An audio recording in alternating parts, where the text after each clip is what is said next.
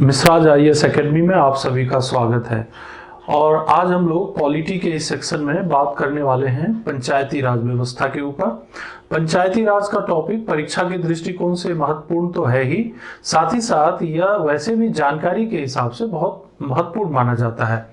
देखिए, पंचायती राज की जब हम बात करेंगे तो थोड़ी जानकारी हमें रखनी पड़ेगी स्थानीय स्वशासन के बारे में, लोकल एडमिनिस्ट्रेशन के बारे में। स्थानीय स्वशासन से ही पंचायती राज व्यवस्था की शुरुआत मानी जाती है। स्थानीय स्वशासन के दो भाग हैं, एक है ग्रामीण क्षेत्र का और एक है नगरीय क्षेत्र का। अब यहां से बात करते हैं स्थानीय स्वशासन यानी local self government. Local self government, अब देखिए जरा शब्दों पर नजर डालिए। लोकल मतलब स्थानीय और सेल्फ मतलब स्वयं, यानी कि शासन की वह व्यवस्था जिसमें कि स्थानीय स्तर के लोगों को शासन चलाने का अवसर मिलता है। तो ये बहुत बड़ी बात हुई। क्यों? इसलिए बड़ी बात हुई है कि शासन के बारे में ये एक धारणा बन चुकी थी आम जनता में कि शासन चलाना तो कोई बहुत बड़ा काम है और ये तो कुछ खास लोग ही चला सकते हैं। और स्वतंत्रता आंदोलन के दौरान भी गांधी जी की यही मंशा थी कि ग्रामीण क्षेत्र के लोगों को शासन चलाने में पूरी पूरी भागीदारी मिले, और इसीलिए उन्होंने ग्राम स्वराज की अवधारणा का विकास किया था। तो यहां पर प्रशासन के दो तरीकों पर हमें नजर डालनी पड़ेगी। एक है प्रशासन का वो तरीका जो कहलाता है केंद्रीकरण, सेंट्रलाइजेशन, और दूसरा तरीका हो गया विकेंद्रीकरण, डिसेंट्रलाइजेशन। अब देखिए, ये जो पंचायती राज हुआ या नगरीय प्रशासन हुआ, नगरीय या अर्बन लोकल सेल्फ गवर्नमेंट हुआ, ये दोनों ही क्या है? ये दोनों ही व्यवस्था जो है ये विकेंद्रीकरण के उदाहरण है, डिसेंट्रलाइजेशन के उदाहरण है। क्यों है डिसेंट्रलाइजेशन के उदाहरण? क्योंकि इसमें सत्ता जो है ये एक ही बिंदु पर केंद्रित नहीं रहती है। इसमें सत्ता, पावर, ऑथोरिटी अलग अलग स्तरों में विभाजित कर दी जाती है, और इस तरह से सत्ता में निचले स्तर पर जो लोग हैं उनको भी काम करने का मौका मिलता है। तो पंचायती राज जो है वो ग्रामीण क्षेत्रों में इसी तरह की एक व्यवस्था है जिसे हम विकेंद्रीकरण कह सकते हैं, डिसेंट्रलाइजेशन कह सकते हैं। इस टॉपिक के अंतर्गत हम लोग बात करेंगे कि भारत में पंचायती राज का विकास कैसे हुआ, कौन कौन सी कमिटीज थी जिन्होंने इसके बारे में रिकमेंड किया और क्या क्या रिकमेंडेशन उन्होंने दिया, उसकी मुख्य बिंदुओं को देखेंगे। क्योंकि अगर सारे बिंदुओं को देखेंगे तो ये बहुत बड़ा टॉपिक हो जाएगा, तो मुख्य बिंदुओं को देखेंगे। तो पंचायती राज को हमने 3 हिस्सों में बांटा है। पहला हिस्सा इसके कमिटीज और इसके डेवलपमेंट के बारे में चर्चा करेंगे। दूसरे हिस्से में हम 73rd कॉन्स्टिट्यूशनल अमेंडमेंट, 73वें संविधान संशोधन पर चर्चा करेंगे और उसकी जो कैरेक्टरिस्टिक है मुख्य, उस पर हम डिस्कस करेंगे। और तीसरे हिस्से में हम मध्य प्रदेश में पंचायती राज व्यवस्था के बारे में भी चर्चा करेंगे। लेकिन फिलहाल सीधे चलते हैं, अभी पंचायती राज व्यवस्था के बारे में बात करते हैं। तो देखिए, जब पंचायती राज की बात करेंगे तो जो शासन की प्रणाली होगी वो विकेंद्रित होते हुए डिस्ट्रिक्ट यानी जिला परिषद, ब्लॉक यानी कि जनपद पंचायत और ग्रामीण स्तर पर ग्राम पंचायत में विभाजित रहेगी। ये तो हो गई वर्तमान प्रणाली। लेकिन यहां तक हम पहुंचे कैसे? यहां तक हम पहुंचे जब 1882 में लॉर्ड रिपन जो है उन्हें स्थानीय स्वशासन का जनक भी कहते हैं। He is called the father of local self government. तो उन्होंने तो देखिए ये किया ब्रिटिश शासन काल के दौरान कि जिला बोर्ड का गठन किया, एक डिस्ट्रिक्ट बोर्ड बनाया और बोला कि भाई इनको भी थोड़ा काम करने का मौका दीजिए। जिला बोर्ड यानी जिला स्तर पर काम करने का मौका देना अपने आप में बहुत बड़ी बात हो गई, और उस समय के हिसाब से ये स्थानीय स्वशासन था। लेकिन बात यहां तक रुकेगी नहीं। ये तो हो गया एक शुरुआत जो लॉर्ड रिपन ने 1882 में किया था। तो इस हिसाब से उनको कहा जाता है कि ये स्थानीय स्वशासन के पितामह है। तो ये याद रखने वाली बात है, परीक्षा के दृष्टिकोण से भी महत्वपूर्ण है कि स्थानीय स्वशासन के जनक या पिता ब्रिटिश शासन काल में कौन थे, तो उनको लॉर्ड रिपन का ये श्रेय दे देते। अब बात करते हैं कि जब संविधान सभा में पंचायती राज या स्थानीय स्वशासन के ऊपर चर्चा हो रही थी तो क्या हुआ। बहुत सारे लोगों ने कहा कि भाई स्थानीय स्वशासन, पंचायती राज और गांव के लोगों को, ग्रामीण क्षेत्र के लोगों को अधिकार देने चाहिए, विकेंद्रीकरण होना चाहिए, डिसेंट्रलाइजेशन होना चाहिए। और इन सब चीजों को लेकर के गांधी जी की को बहुत ज्यादा याद किया गया कि गांधी जी की विचारधारा थी कि ग्राम स्वराज होना चाहिए और ग्राम स्वराज के माध्यम से गांवों का महत्व जो है वो बढ़ेगा। डॉक्टर अंबेडकर से भी चर्चा हुई। डॉक्टर अंबेडकर ने भी अपने विचार रखे, तो उन्होंने कहा कि भाई अगर हम लोग ग्राम पंचायत की जो अवधारणा अभी हम लोग विकसित करेंगे और उसमें जो काम करने वाले लोग होंगे, तो फिर वही लोग जो ग्रामीण क्षेत्र में जो दबंग लोग हैं या जो पावरफुल लोग हैं या जो जमींदार लोग हैं, वही सत्ता में आ जाएंगे, वही लोग काम करने लगेंगे। तो बेहतर यह होगा कि अभी जो है इस विचारधारा को छोड़ देते हैं। बहुत से लोग इससे सहमत नहीं थे, तो फिर बीच का रास्ता निकाला गया। बीच का रास्ता निकालने में मदद किया के संथानम महोदय ने। के संथानम जी ने क्या कहा कि भाई ठीक है, अंबेडकर जी कह रहे हैं, उनकी बात भी सही है, एकदम से अभी पंचायती राज में की जो अवधारणा है उसको नहीं लागू करते हैं, लेकिन ग्राम स्वराज जो गांधी जी की विचारधारा है उसे भी हम अवहेलना नहीं कर सकते। तो बीच का रास्ता लिखते। बीच का रास्ता क्या है?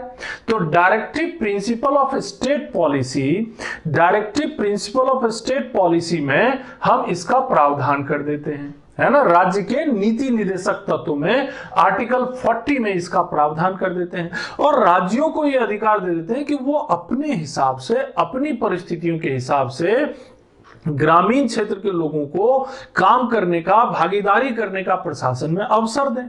तो इस तरह से बीच का रास्ता निकल गया।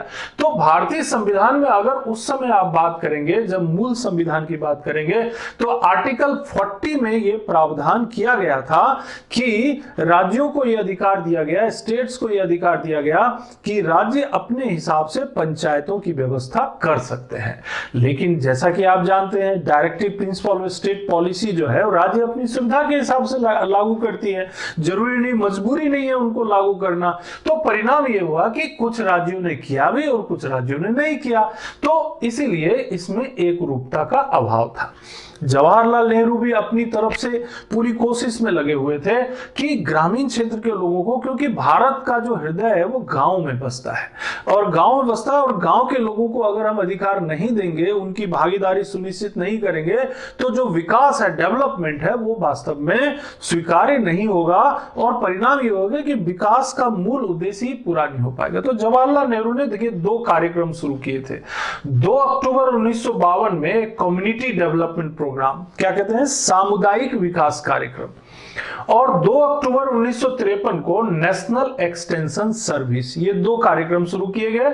2 अक्टूबर 1952 में कम्युनिटी डेवलपमेंट प्रोग्राम यानी सामुदायिक विकास कार्यक्रम, 2 अक्टूबर 1953 को नेशनल एक्सटेंशन सर्विस। अब ये दोनों का मकसद एक जैसा ही था लगभग। दोनों ही क्या करते थे कि गांव के लोगों को, रूरल एरियाज के लोगों को आगे बढ़ाने का मौका कर देते थे और उनको अवसर देते थे कि भाई आपको कुछ योजना है, कार्यक्रम है, नीतियां हैं जो रूरल डेवलपमेंट के लिए है, उसमें आप अपनी सलाह दीजिए, उसमें काम करने का उनको मौका दिया जाता था। लेकिन जो गांव के लोग थे, रूरल एरियाज के लोग थे, वो उतनी भागीदारी उसमें नहीं कर पाते थे। तो ये चिंता का विषय हो गया। तो जवाहरलाल नेहरू ने सोचा कि इसके ऊपर जरा स्टडी की जाए कि ऐसा क्यों हो रहा है, क्यों ये जो हमारे प्रोग्राम है, ये इतना दूरगामी प्रोग्राम है, ये सफल नहीं हो पा रहा है। तो उन्होंने एक कमेटी बनाई। ये कमेटी थी बी.आर. मेहता कमेटी, बलवंत राय मेहता कमेटी।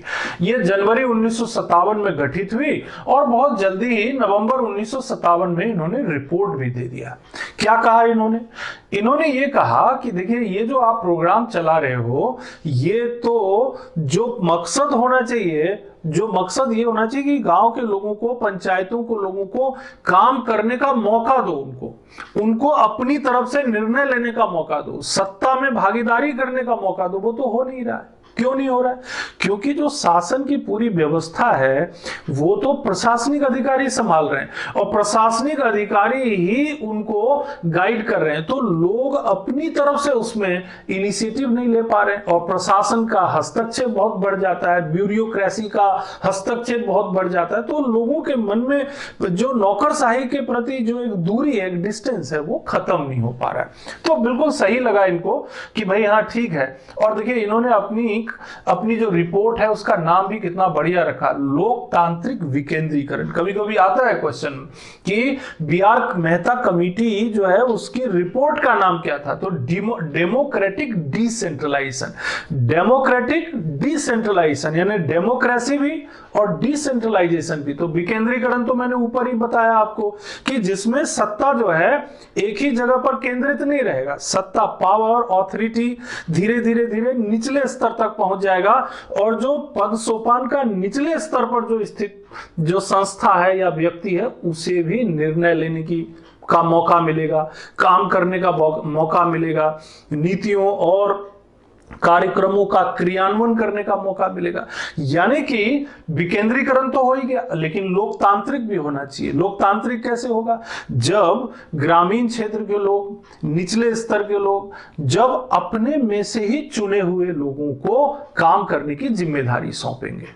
ये नहीं कि सरकार ने किसी को भेजा और वो काम करेगा, लोग खुद ही चुनेंगे कि यही ये काम करेंगे, ये हमारे प्रतिनिधित्व होंगे, तो वो कहलाएगा लोकतांत्रिक विकेंद्रीकरण। यानी लोकतंत्र भी हुआ और विकेंद्रीकरण भी हुआ। तो कैसे होगा ये चीज? तो ये अपनी रिपोर्ट में उन्होंने बताया कि इसके लिए हमारे पास एक तरीका है। ये बलवंत राय मेहता रिपोर्ट की कुछ बिंदुओं को हम यहां पर बता रहे हैं। देखिए, उन्होंने कहा कि त्रिस्तरीय पंचायती राज पद्धति होनी चाहिए। ये जो अभी जो लास्ट में आप देख रहे हैं ना, जो मैंने आपको शुरू में ही बताया था कि भैया डिस्ट्रिक्ट लेवल पे जिला परिषद, ब्लॉक लेवल पे जनपद पंचायत, ग्रामीण स्तर पर ग्राम पंचायत, ये कहीं ना कहीं बलवंत राय मेहता रिपोर्ट का ही एक परिवर्तित रूप है। उन्होंने भी यही बात कहा था। क्या कहा था उन्होंने ये कहा था कि त्रिस्तरीय, 3 टायर पंचायती राज सिस्टम। कैसे होगा? तो सबसे निचले स्तर पर होगा ग्राम पंचायत, फिर उसके ऊपर क्या होगा? ब्लॉक स्तर पर होगा पंचायत समिति। उन्होंने पंचायत समिति का नाम दिया और अलग अलग राज्यों में अलग अलग नाम से भी आया। और जिला स्तर पर होगा जिला परिषद, ग्राम स्तर पर ग्राम पंचायत, देन ब्लॉक स्तर पर पंचायत समिति, और उसके बाद जिला स्तर पर होगा जिला परिषद। हो गया त्रिस्तरीय पंचायती राज। ये पहली उनकी रिकमेंडेशन थी। अब दूसरी बात उन्होंने ये कही कि अगर हमें इसे लोकतांत्रिक विकेंद्रीकरण बनाना है तो ठीक है, अब ग्राम पंचायत लेवल पर कुछ लोग होंगे, पंचायत समिति पर कुछ लोग होंगे, जिला परिषद स्तर पर कुछ लोग होंगे, लेकिन वो कुछ लोग आएंगे कहां से? तो इसके लिए उन्होंने कहा कि भाई ग्राम स्तर पर तो आप प्रत्यक्ष चुनाव करो, डायरेक्ट इलेक्शन करो, प्रत्यक्ष चुनाव करो, और साथ ही साथ पंचायत समिति और जिला परिषद के लिए अप्रत्यक्ष स्तर पर चुनाव करो। मतलब जो कुछ सदस्य चुने जाएंगे ये इनडायरेक्टली चुने जाएंगे। कहां पर? पंचायत समिति और जो जिला परिषद होगा। चलिए ठीक है। तो लेकिन मेन बात क्या हो गई? डायरेक्ट इलेक्शन का रास्ता खुल गया। ग्राम पंचायत स्तर पर प्रत्यक्ष रूप से चुनने का मतलब लोग जो होंगे पंचायत स्तर पर अपने प्रतिनिधियों को चुनेंगे, अपने मेंबर्स को चुनेंगे, और वो जो है वो निर्णय लेने में, नीति बनाने में, स्थानीय स्तर पर काम करने में पूरी भागीदारी करेंगे।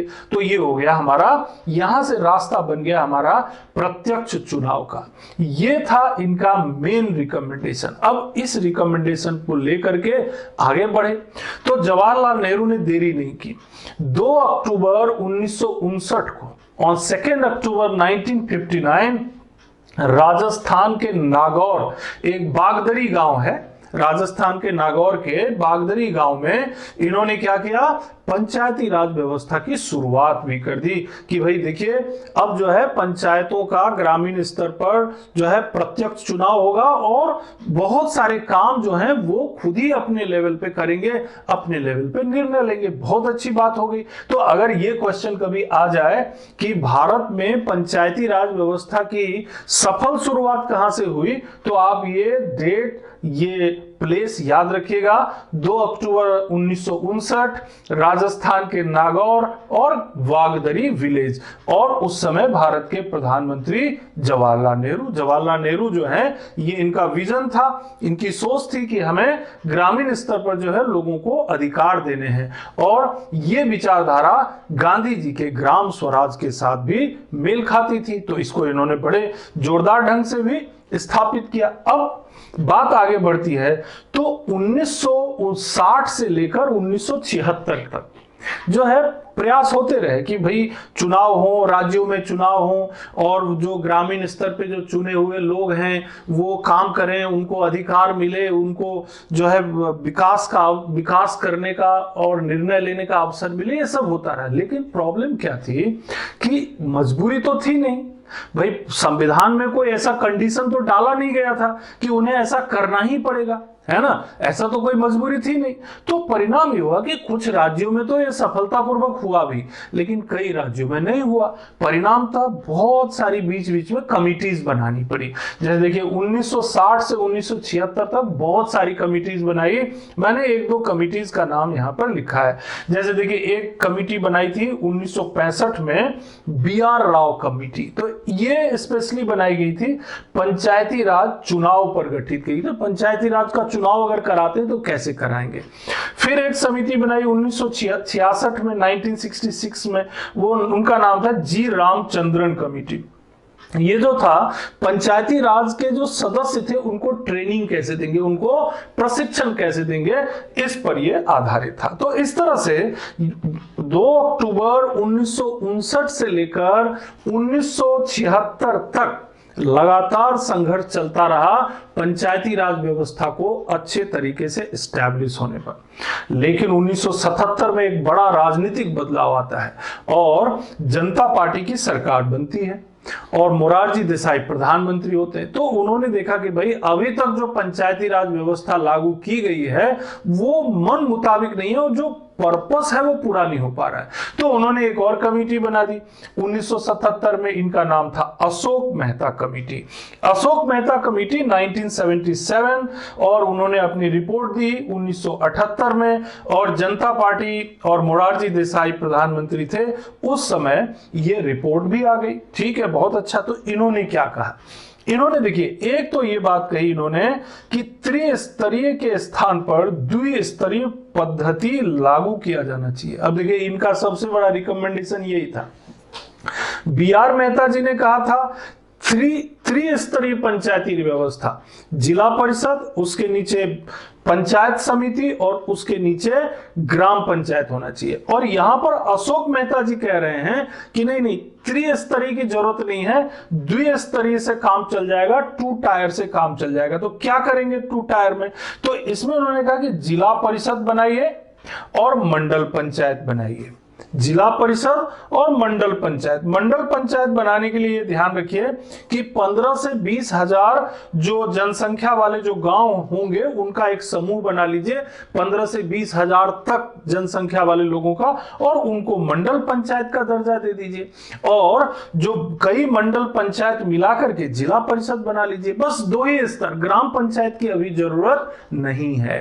तो यहां पर इस रिकमेंडेशन में याद रखने वाली बात यह है कि अशोक मेहता द्विस्तरीय पंचायती राज व्यवस्था की वकालत करते हैं, जिसमें जिला परिषद और मंडल पंचायत होता है। अच्छा, इन्होंने एक बात और भी कही कि भाई अगर हम इन जिला परिषदों और मंडल पंचायतों को कुछ उनको पैसा जो है अर्जित करने का, कुछ धन अर्जित करने का राइट नहीं देंगे तो करेंगे क्या? वो विकास कैसे होगा, कैसे निर्णय लेंगे वो?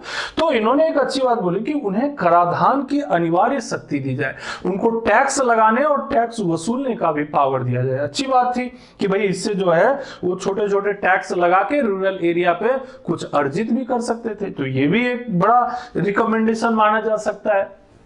तीसरा रिकमेंडेशन जो है ये भी काफी अच्छा मानते हैं इसको, एक सामाजिक लेखा परीक्षण यानी सोशल ऑडिट की बात इन्होंने कही। ये बहुत अच्छी बात है क्योंकि आज भी जो है कई जगहों पर सोशल ऑडिट की चर्चा होती है।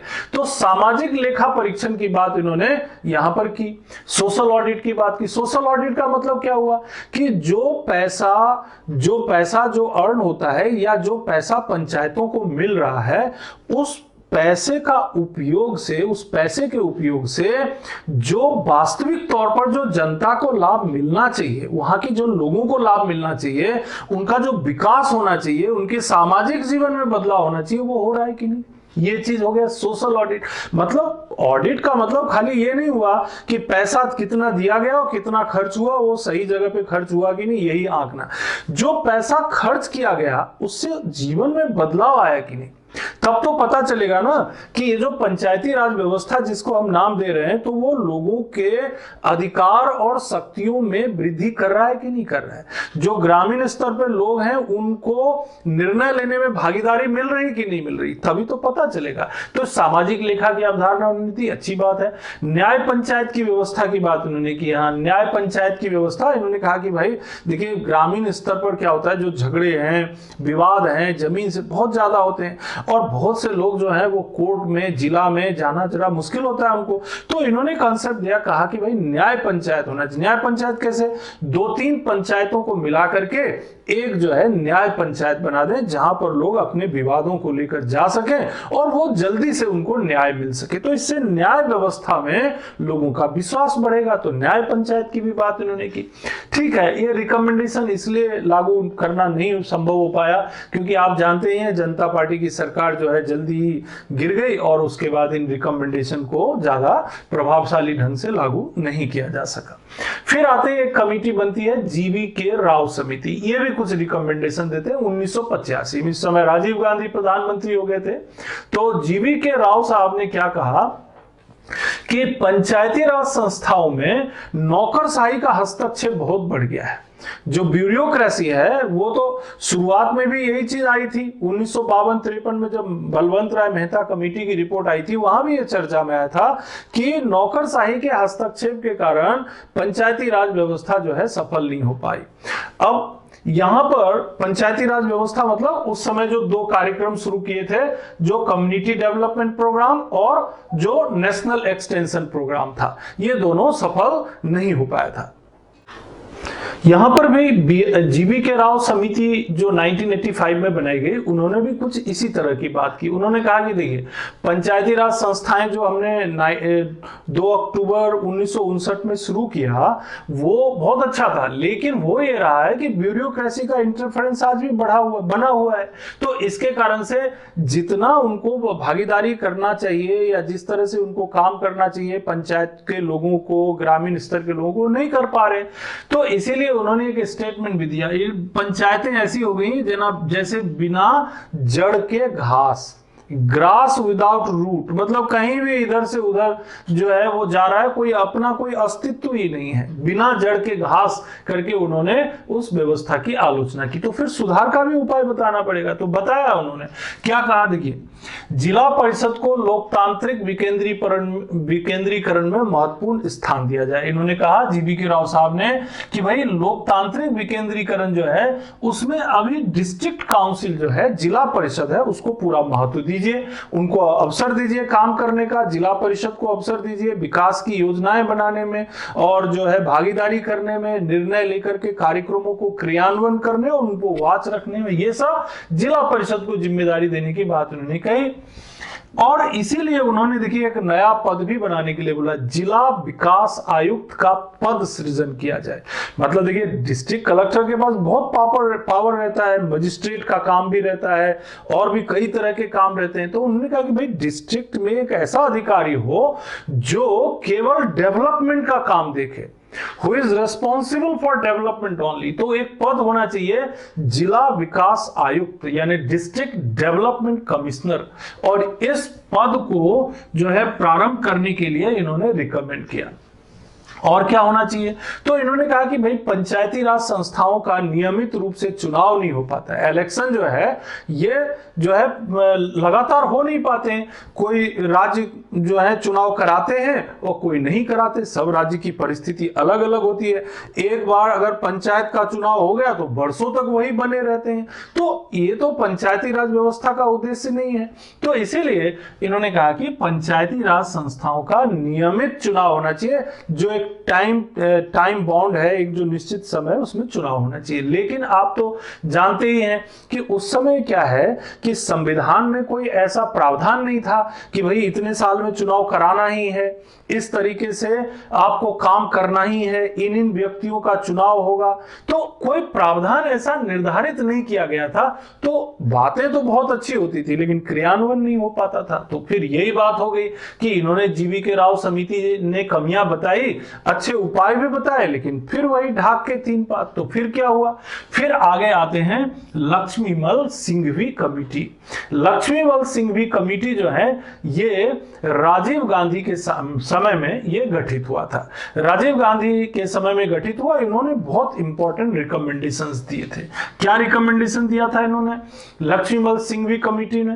तो इन्होंने एक तो ये बात कही कि इनका रिपोर्ट का नाम था लोकतंत्र और विकास के लिए पंचायती राज संस्थाओं का पुनरुद्धार। पंचायती राज संस्थाओं का क्या करना चाहते हैं? पुनरुद्धार करना चाहते हैं, यानी कि उसको हम रेज्यूविनेट करना चाहते हैं, एकदम बदलाव लाना चाहते हैं पंचायती राज संस्थाओं को। किस लिए? तो लोकतंत्र के लिए और विकास के लिए, यानी कि rejuvenation of Panchayati Raj system for democracy and development, for democracy and development. तो इस तरह से ये जो है पंचायती राज संस्थाओं के पुनरुद्धार की बात करते। तो क्या कहना चाहते?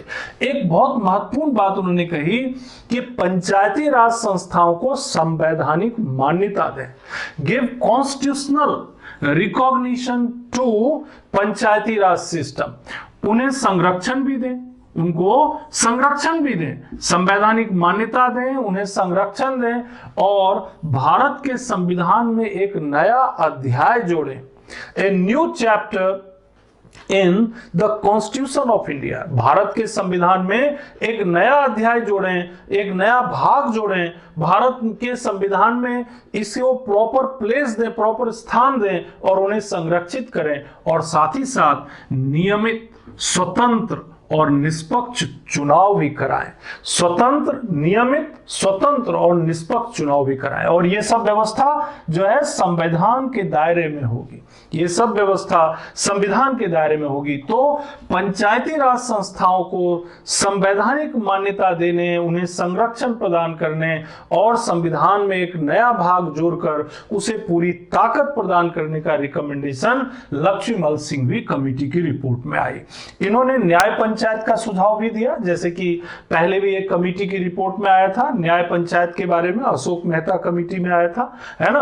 और आर्थिक संसाधन उपलब्ध कराए जाए, ये भी इनका रिकमेंडेशन था, क्योंकि भाई आप उन्हें संविधान में भले ही उनको जोड़ देंगे, अलग से एक हिस्सा भाग भी बना देंगे संविधान में, लेकिन अगर उनके पास आर्थिक संसाधन नहीं होंगे तो विकास का काम क्या हो जाएगा? रुक जाएगा। विकास का डेवलपमेंट वर्क जो है वो रुक जाएगा। तो इसीलिए विकास के काम को प्रॉपर वे में वो कर सकें, इसके लिए ही इन्होंने, लक्ष्मीमल सिंघवी कमेटी ने कहा कि उन्हें आर्थिक संसाधन उपलब्ध कराएं। इस तरह लक्ष्मीमल सिंघवी की जो रिपोर्ट थी ये एक बहुत ही महत्वपूर्ण आयाम साबित हुआ, और बाद में जो रिकमेंडेशंस आए, जैसे थुंगन समिति की रिपोर्ट आई, फिर गार्डियल समिति की रिपोर्ट आई, और भी जो डेवलपमेंट हुए उसमें ये लक्ष्मीमल सिंघवी कमेटी की रिपोर्ट एक आधार बन गई। लक्ष्मीमल सिंघवी कमेटी की जो रिपोर्ट है ये 1986 में आई थी, 1986 में, है ना। लोकतंत्र के विकास, लोकतंत्र और विकास के लिए पंचायती राज संस्थाओं का पुनरुद्धार। तो इसको आप समझ गए होंगे कि लक्ष्मीमल सिंघवी महोदय ने जो है पंचायती राज संस्थाओं को संवैधानिक मान्यता देने और संविधान में एक नया अध्याय जोड़ने की बात कही, और साथ ही साथ आर्थिक संसाधन इन पंचायतों को उपलब्ध कराए जाए जिससे ये ताकतवर बने। फिर आते हैं थुंगन कमेटी की रिपोर्ट। थुंगन कमेटी रिपोर्ट राजीव गांधी के समय में ही बनी, और राजीव गांधी महोदय ने 1988 में ये थुंगन कमेटी का गठन किया था, और इसी साल में इन्होंने रिपोर्ट भी दे दी। अब इन्होंने क्या किया? इन्होंने कहा कि भाई ये तो ठीक कहा है सिंघवी साहब ने कि पंचायतों को संवैधानिक मान्यता दे दे, तो थुंगन साहब ने सपोर्ट किया उनको, है ना।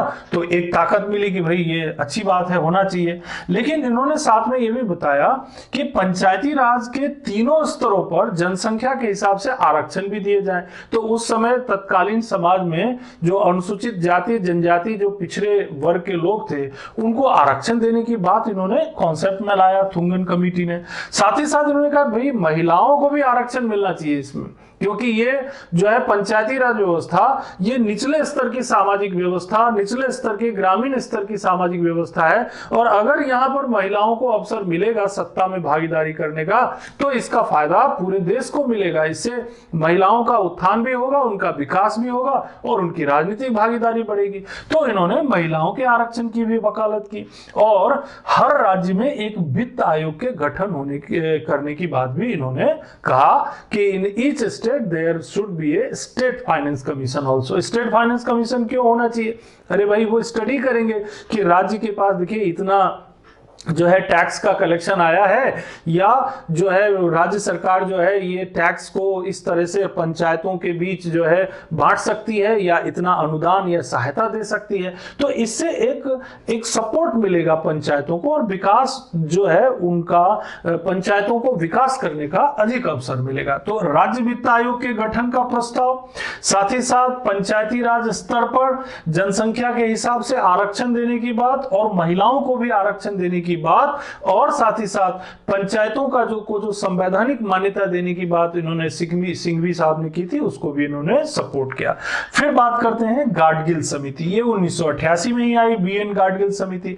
इन्होंने भी कुछ जो सारे रिकमेंडेशन थे, इससे पहले जैसे थुंगन साहब की रिपोर्ट थी, सिंघवी साहब की रिपोर्ट थी, जीवी के राव समिति की रिपोर्ट थी, अशोक मेहता कमेटी की रिपोर्ट थी, और जो है हमारे सबसे पहले ये जो हमारे बीआर मेहता साहब की रिपोर्ट थी। इन सारे रिकमेंडेशन में से जो मुख्य बातें थी उनको निकाल करके एक कंप्लीट रिकमेंडेशन बनाया। और देखिए क्या कहते हैं, संवैधानिक दर्जा देना अच्छी बात है, त्रिस्तरीय पंचायती राज व्यवस्था, त्रिस्तरीय पंचायती राज व्यवस्था होनी चाहिए, कार्यकाल 5 साल का रखा जाए, तीनों स्तरों पर सदस्यों का सीधा निर्वाचन होना चाहिए। ये नहीं कि पंचायती राज स्तर पर आप चुनाव करा लो और बाकी ब्लॉक स्तर पर और जिला परिषद स्तर पर आप चुनाव नहीं करो, तीनों स्तर पर आप डायरेक्ट इलेक्शन कराओ। अनुसूचित जाति, जनजाति और महिलाओं के लिए आरक्षण की बात भी इन्होंने की। इसके अलावा टैक्स और ड्यूटीज वसूलने का अधिकार जो है पंचायतों को मिलना चाहिए, और वित्त आयोग और चुनाव आयोग के गठन की बात भी बीएन गाडगिल समिति में की गई थी। तो कुल मिलाकर के जो वर्तमान में जो आप बहुत सारे प्रावधान देखेंगे 73rd कॉन्स्टिट्यूशनल अमेंडमेंट में, वो कहीं ना कहीं इन सारे रिकमेंडेशन से प्रभावित हैं। और लास्ट में जो बीएन गाडगिल समिति 1988 की आई, उनमें बहुत सारी बातें जो है वो उसी तरह की हैं। आगे देखते हैं क्या होता है। अब राजीव गांधी साहब जो है वो चाहते थे कि पंचायती राज व्यवस्था हमारे कार्यकाल में ही लागू हो जाए। उन्होंने कोशिश भी की। 1989 में 1989 वो पहले प्रधानमंत्री थे जिन्होंने पंचायती राज व्यवस्था को संवैधानिक रूप देने के लिए एक विधेयक तैयार करवाया, और उस विधेयक को उन्होंने लोकसभा में लाया और लोकसभा में पारित भी हुआ। वो था 64वां संविधान संशोधन विधेयक। कभी कभी आता है कि पहली बार जब पंचायती राज व्यवस्था जब लाया गया था लोकसभा में, तो कौन सा कॉन्स्टिट्यूशनल अमेंडमेंट के रूप में था, तो आप ध्यान रखिए 1989 64वां संविधान संशोधन विधेयक। लेकिन दुर्भाग्यवश ये राज्यसभा में पारित नहीं हो पाया। लोकसभा में पारित हो गया लेकिन राज्यसभा में पारित नहीं हो पाया। परिणामतः राजीव गांधी के समय में ये पंचायती राज व्यवस्था संविधान का हिस्सा नहीं बन पाया। लेकिन उसके बाद बीपी सिंह प्रधानमंत्री बने 1989 में। उन्होंने भी कोशिश की, लोकसभा में प्रस्तुत भी किया, लेकिन थोड़े ही समय बाद उनकी सरकार गिर गई, फिर नहीं बन पाया, तो उनको भी एक क्रेडिट नहीं मिल पाई। अल्टीमेटली देखिए होता यह है कि अब ये सरकार बनती है नरसिम्हा राव जी की। नरसिम्हा राव की सरकार बनती है और उन्होंने जो है पूरा ड्राफ्ट तैयार जो था ही, उस पूरे ड्राफ्ट को उन्होंने और व्यवस्थित किया और इसको 73rd कॉन्स्टिट्यूशनल अमेंडमेंट, जिसको आप हमेशा याद करते रहते होंगे कि पंचायती राज व्यवस्था कौन सा संविधान संशोधन के द्वारा संविधान में इसे स्थान दिया गया, तो वो यही है 73rd कॉन्स्टिट्यूशनल अमेंडमेंट। 22 दिसंबर 1992 को लोकसभा में, 23 दिसंबर 1992, 23 दिसंबर 1992 को राज्यसभा में पारित हुआ। 20 अप्रैल 1993 को राष्ट्रपति महोदय का हस्ताक्षर हो गया और 24 अप्रैल 1993 को ये पूरे देश में प्रभावी हो गया। पूरे देश में प्रभावी हो गया। इसके द्वारा संविधान में भाग 9 यानी पंचायतें जोड़ा गया। संविधान में भाग 9 यानी पंचायतें जोड़ा गया। 11th शेड्यूल जोड़ा गया जिसमें 29 कार्य पंचायतों के जिम्मे सौंपे गए। 11th शेड्यूल और 29 कार्य। इसके अलावा आर्टिकल 243 से लेकर 243 ओ तक, आर्टिकल 243 टू 243 ओ तक कुल 16 अनुच्छेद संविधान में जोड़े गए। और इस तरह से भारत के संविधान में 73वां संविधान संशोधन एक मील का पत्थर है जो स्थानीय स्वशासन यानी लोकल सेल्फ गवर्नमेंट और लोकल सेल्फ गवर्नमेंट का पंचायती राज व्यवस्था, ग्रामीण क्षेत्र का पंचायती राज व्यवस्था, गांधी जी के ग्राम स्वराज की व्यवस्था और साथ ही साथ जो लोकतांत्रिक विकेंद्रीकरण, डेमोक्रेटिक डिसेंट्रलाइजेशन का जो सपना है उसे पूरा करने में इस संविधान संशोधन की महत्वपूर्ण भूमिका है। इस तरह से आपने यहां पर देखा कि किस तरह से पंचायती राज संस्थाओं का विकास हुआ, पंचायती राज संस्थाओं के गठन और विकास के लिए किस किस कमेटी ने क्या क्या अपने रिकमेंडेशन दिए, इस सारी बातों को आपने यहां पर समझने का प्रयास किया।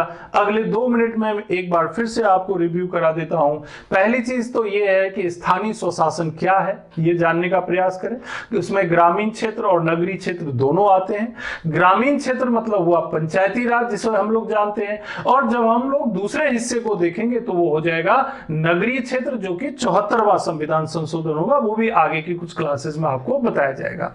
इसके अलावा आपको बी.आर. मेहता कमेटी की रिपोर्ट 1957, इसके अलावा बी.आर. मेहता कमेटी की रिपोर्ट के अलावा आपको 2 अक्टूबर 1959 जिसमें कि राजस्थान के नागौर में पंचायती राज व्यवस्था की एक शुरुआत हुई। इसके अलावा अशोक मेहता कमेटी 1977, इसके अलावा जीवी के राव समिति 1985 और एल लक्ष्मीमल सिंघवी कमेटी 1986 राजीव गांधी जी के समय में, थुंगन समिति 1988 और वीएन गाडगिल समिति 1988 और उसके बाद राजीव गांधी जी का 1989 का 64वां संविधान संशोधन विधेयक, फिर बीपी सिंह जी का 1989 में जो है प्रयास किया जाना, और उसके बाद अल्टीमेटली नरसिंहा राव जी के प्रधानमंत्रित्व काल में 73rd कॉन्स्टिट्यूशनल अमेंडमेंट का पारित होना और भारतीय संविधान के भाग 9, 11वीं अनुसूची और आर्टिकल 243 से 243 ओ तक कुल 16 अनुच्छेदों का जोड़ा जाना, ये पंचायती राज विकास की एक महत्वपूर्ण आधारशिला है। अगली क्लास में हम आपसे चर्चा करेंगे कि 73वें संविधान संशोधन से पंचायतों को कैसे ताकतवर बनाया गया, किस तरह की उनकी क्या क्या कैरेक्टरिस्टिक हैं और वर्तमान में उसकी क्या स्थिति है, इस पर भी हम अगली क्लास में चर्चा करेंगे। आप सभी लोगों से ये रिक्वेस्ट है कि अगर आपको हमारा ये लेक्चर अच्छा लगा हो तो प्लीज हमारे चैनल को सब्सक्राइब करें, कमेंट करें, लाइक करें और शेयर करें। धन्यवाद।